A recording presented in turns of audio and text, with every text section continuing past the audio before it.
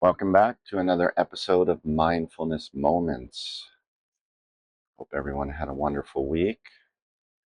Thank you for all the likes, the comments, the subscriptions. I really appreciate it. It's good to see that the message is out there and the community is building. I've been reading a very short discourse from the Buddha every morning, and it's about the better way to live alone. As we talked before, there's a difference between being alone and being lonely. Some very famous philosophers and writers said that our biggest obstacle is that we can't spend time with ourselves. If we think about that, that's really sad, and it's true. But we can also think of the beauty in that and the lesson in that, and that when we can learn to be with ourselves, to really truly be in our own company, to go deep, to understand us, to understand that we're not separate from the rest of the people out there. We're all interconnected. We have this small egoic self, then we have this big self, this big spiritual self. So when we continue to practice mindfulness, we follow our breath, we stay in our body, then we can observe the patterns of the mind, the little things it likes to chew on, the little bones that it likes to grip to.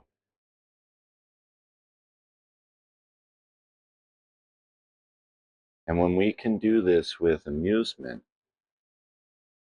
when we can find ourselves or catch ourselves being drug away, being distracted by these thoughts, these worries of the future, these regrets from the past. I don't have the sutra in front of me, but the Buddha's discourse on the better way to live alone, it opens up with something like, do not get lost in the past. Do not pursue the future. The past is gone. The future has not yet come. The only thing we have is this present moment. And we must be diligent to practice in this present moment, because we don't know when death will come. It will come unexpectedly. So if we can practice mindfulness, it says towards the end, the sage says, the one who can live in mindfulness night and day has understood the better way to live alone. It doesn't mean secluded, I don't feel. We humans need to interact with other humans, but we can be even lonelier in a group. So when we learn to be with ourselves, when we learn all our own neuroses and idiosyncrasies and habits and tendencies, the things that push our buttons, every time we interact with another human being, we have an opportunity not only for spiritual growth, but an opportunity to understand when growth has taken place. If we keep encountering a person who pushes our buttons and we keep working on it, and we notice that each time we interact with them, the amount of time to recover from being pushed, from being knocked off a center, if that's getting smaller and smaller, you have growth. This practice is long. This practice is multiple generations, multiple eons and karpas or kalpas, whatever they call it.